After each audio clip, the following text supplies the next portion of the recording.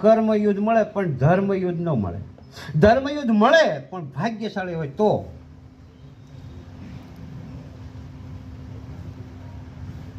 એટલે બધાય લોકો ઘણા લાંબા કાળ સુધી રહેનારી તારી અપકીર્તિ પણ કહેશે અને ગૌરવશાળી પુરુષ માટે અપકીર્તિ મરણથી વધીને છે.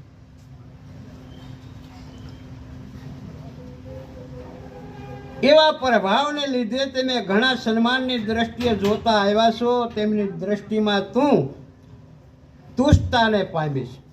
માટે હે મહારથી, હે અર્જુન, આ બધા ભયને મૂકી દે અને યુદ્ધ માટે ઊભો થા.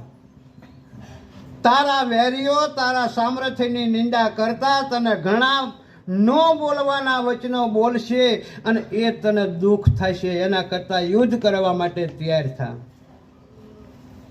કાં તો તું યુદ્ધમાં હણાઈને સરગ પામી